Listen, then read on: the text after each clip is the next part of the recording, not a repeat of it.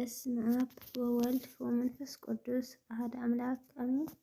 በስመ አብ ወወልድ ወመንፈስ ቅዱስ አሐድ አምላክ አሜን። ሰላም ክርስቶስ ይብዛሕልኩም ኩራት ተኸታተልቲ ናይ ቻናለይ ከመይ ኢኹም?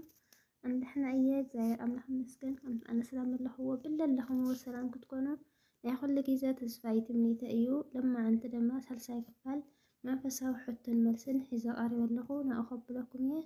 ካብ መጀመርያ ሳብ መጨረሻ ምሳይ ክትፀንሑ ብትሕትና ይላጎ። መንፈሳዊ ሕቶ ቁፅሪ 1 ጴጥሮስ ማለት እንታይ ማለት እዩ?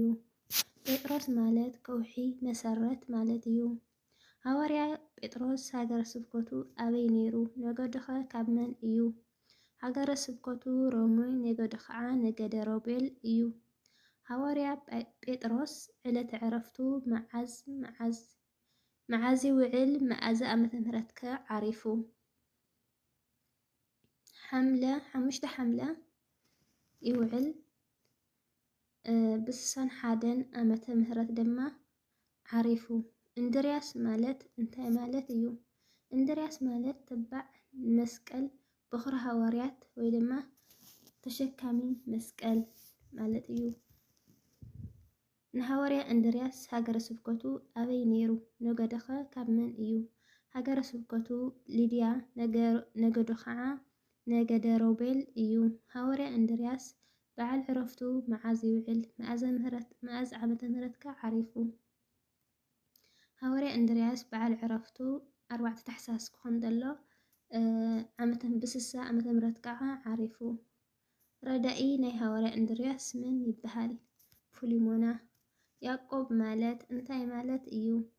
ያዕቆብ ማለት ኣሃዚ ኣንቀጺ ወይ ድማ ኣሰናኸሊ ማለት እዩ።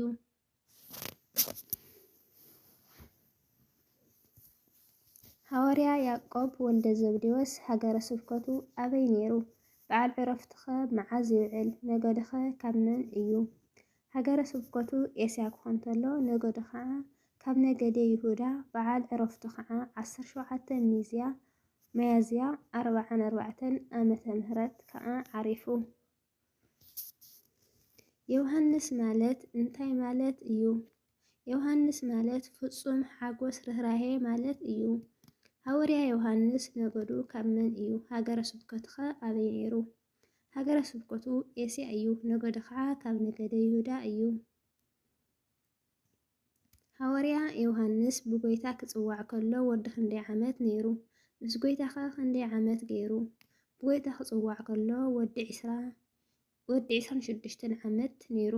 ምስ ጎይታ ከዓ ን3 ዓመትን 3 ወርሕን ገይሩ። ሐዋርያ ዮሃንስ ብድሕሪ ዕርገት ጎይታ ክንደይ ዓመት ምሂሩ?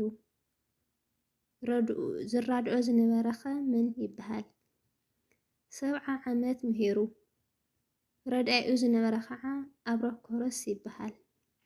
ፊልጶስ ማለት እንታይ ማለት እዩ? ፊልጶስ ማለት ፈታዊ ኣሕዋቱ ማለት እዩ። ሐዋርያ ፊልጶስ ሃገረ ስብከቱ ኣበይ ነይሩ? ነገዱ ኸ ካብ መን እዩ? ሃገረ ስብከቱ ኣፍሪቅያ፣ ነገዱ ከዓ ካብ ዘብሎን እዩ። ሐዋርያ ፊልጶስ በዓል ዕረፍቱ መዓዝ ይውዕል? 18 ሕዳር ይውዕል። በርተሎሜዎስ ማለት እንታይ ማለት እዩ? በርተሎሜዎስ ማለት ወዲ ሓይሊ ወይ ድማ ወዲ የማን ማለት እዩ። ሐዋርያ በርተሎሜዎስ ሃገረ ስብከቱ ኣበይ ነይሩ? ነገዱ ኸ ካብ መን እዩ? ሃገረ ስብከቱ ኣልዋሕ ክኾን ተሎ ነገዱ ከዓ ነገደ ንፍተሌም እዩ። ቶማስ ማለት እንታይ ማለት እዩ? ቶማስ ማለት ፀሓይ ማለት እዩ። ሐዋርያ ቶማስ ሃገረ ስብከቱ ኣበይ? ነገዱ ኸ ካብ መን እዩ? ሃገረ ስብከቱ ህንደክ፣ ነገዱ ከዓ ነገደ ኤሰር ይበሃል። ሐዋርያ ቶማስ በዓል ዕረፍቱ መዓዝ ይውዕል? መዓዝ ዓመተ ምህረት ከ ዓሪፉ? በዓል ዕረፍቱ 26 ግንቦት ይውዕል። ብ66 ዓመተ ምህረት ከዓ ዓሪፉ። 66 ዓመተ ምህረት ከዓ ዓሪፉ። ማቴዎስ ማለት እንታይ ማለት እዩ? ማቴዎስ ማለት ሕሩይ ማለት እዩ። ሐዋርያ ማቴዎስ ሃገረ ስብከቱ ኣበይ እዩ? ነገዱ ኸ ካብ መን እዩ? ሃገረ ስብከቱ ፍልስጤም ነገዱ ከዓ ነገደ ይስካር እዩ። ሃዋርያ ማቴዎስ መዓዝ ዓመተ ምህረት ወንጌል ጽሒፉ? በዓል ዕረፍቱ ኸ መዓዝ ይውዕል? ወንጌል ዝጸሓፈሉ ብቋንቋ ዕብራይስጥ ኮይኑ ብ41 ዓመተ ምህረት እዩ። በዓል ዕረፍቱ ከዓ 12 ጥቅምቲ ይውዕል። ሃዋርያ ያዕቆብ ወልደ ኤልፍዮስ ነገዱ ካብ መን እዩ? ሃገረ ስብከቱ ኸ ኣበይ ነይሩ? በዓል ዕረፍቱ ኸ መዓዝ ይውዕል? ነገዱ ካብ ነገደ ጋድ እዩ። ሃገረ ስብከቱ ከዓ ኢየሩሳሌም እዩ። ክኸውን ከሎ በዓል ዕረፍቱ ከዓ 10 የካቲት ይውዕል። ታዲዎስ ማለት እንታይ ማለት እዩ? ታዲዎስ ማለት እንታይ ማለት እዩ? ታዲዎስ ማለት ካህን ኣምላኽ ማለት እዩ።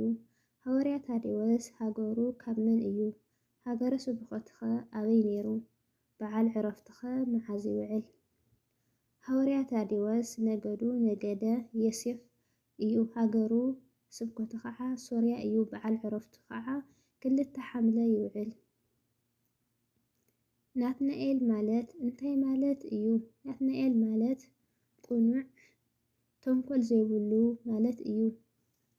ሃዋርያ ናትናኤል ሃገረ ስብከቱ ኣበይ ነይሩ? በዓል ዕረፍቱ ኸ መዓዝ ይውዕል? ሃገረ ስብከቱ ሰማርያ እዩ። ነገዱ ድማ ነገደ ዳን ክኸውን ከሎ በዓለ ዕረፍቱ ከዓ 10 ሐምለ ይውዕል። ብ106 ዓመተ ምህረት ከዓ ኣብ መበል 120 ዓመቱ ከዓ ሰማዕትነት ፈጺሙ። ማትያስ ማለት እንታይ ማለት እዩ? ማትያስ ማለት ፀሓይ መተካእታ ጸጋ እግዚአብሔር ማለት እዩ። ሃዋርያ ማትያስ ሃገረ ስብከቱ ኣበይ እዩ? በዓል ዕረፍቱ ኸ መዓዝ ይውዕል? ሃገረ ስብከቱ በላዕቲ ሰብ እስኬትስ ራሻ እዩ። በዓል ዕረፍቱ ከዓ 8 መጋቢት እዩ። ካብ ሃዋርያት እቲ ቀዳማይ ዝዓረፈ ሃዋርያ መን ይበሃል? ሃዋርያ ያዕቆብ ይበሃል። ካብ ሃዋርያት መተካእታ ናይ ይሁዳ ዝኾነ ሃዋርያ መን ይበሃል? ሃዋርያ ማትያስ ይበሃል። ያው ክቡራት ቤተሰበይ ክሻ ሕዚ ዘቕረብክዎ ብዛዕባ ቅዱሳን ሃዋርያት እዩ ነይሩ። መንፈሳዊ ሕቶን መልስን ነብረ ነፃነት ንዚ ይመስል ነይሩ። ያው ቀጻሊ ብዝሕልኩም ክመጽእ እየ። ሰናይ ጽንሕ መንፈሳዊ ሕቶን መልስን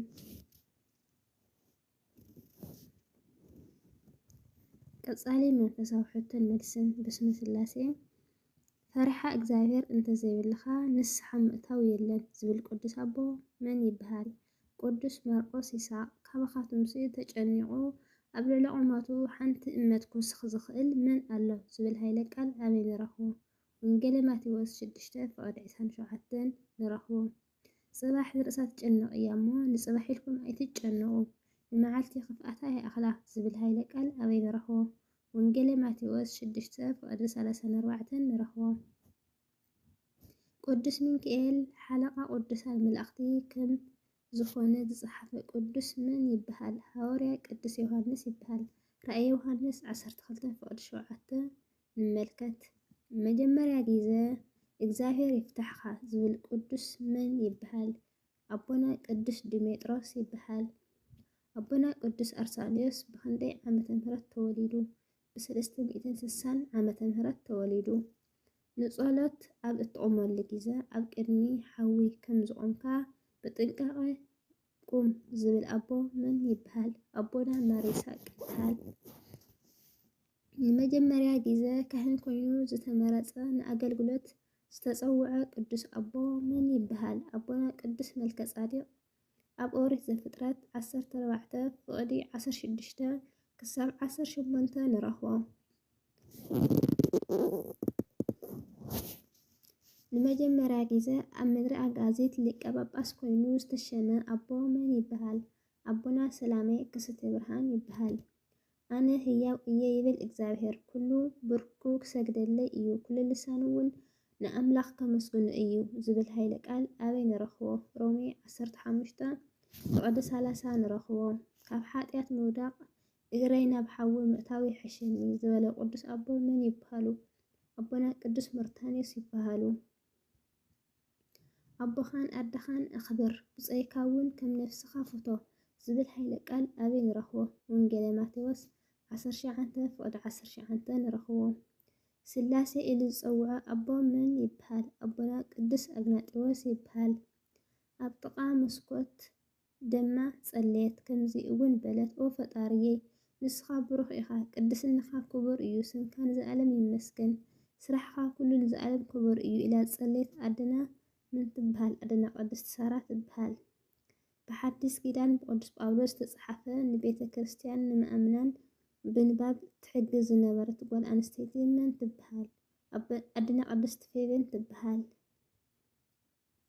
ቤተ ክርስቲያን ንምእምናን እትመርሐሎም ዓበይቲ ነገራት ፀውዕ ዶግማ፣ ቁንና፣ ትውፊት።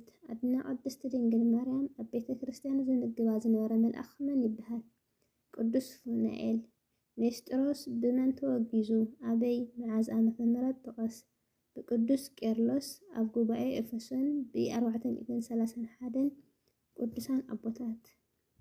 ብጸሎቱ መስኮት ማይ ን3 ዓመትን 6 ወርሕን ዝዓፀወ ነቢ መን ይበሃል?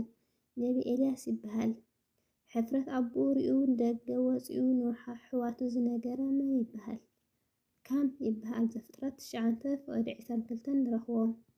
ብጸሎቱ ንፀሓይ ደው ዘበለ ነቢ መን ይበሃል? ነቢ ኢያሱ ይበሃል። ዮናስ ካብ እግዚኣብሔር ንምህዳሙ ናበይ ከይዱ? ናብ ተርሲስ። ንእማን ኣብ ፈለግ ዮርዳኖስ 7 ግዜ ተሓፀብ እሞ ክትሓዊ ኢኻ ዝበለ ኣቦ መን ይበሃል? ኤልሳዕ። ኣብ ባሕሪ ውሽጢ 40 መዓልትን 40 ለይትን ዝተቐመጠ ሃዋርያ መን ይበሃል? ዮሃንስ።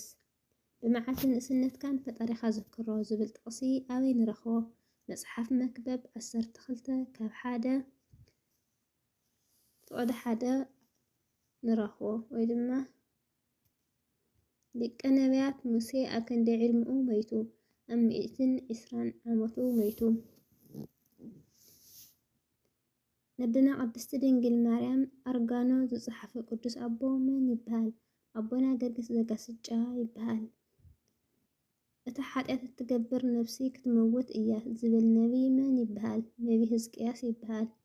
ሰአሊ ለነ ቅድስት ዝብል ጸሎት ኣብ ውዳሴ ማርያም ዝፀሓፈ ወይ ዝወሰኸሉ ቅዱስ መን ይበሃል? ማህሌታይ ቅዱስ ያሬድ ይበሃል። እቲ ኣታጸላኢተይ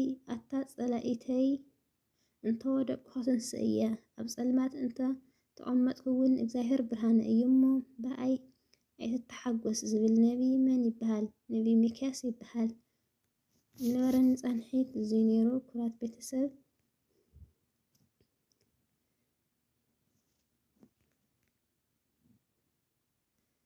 ዝወደቐ ዝነጠበ ብኣፈት ውሃን እኽሊ ተኣረመለይ።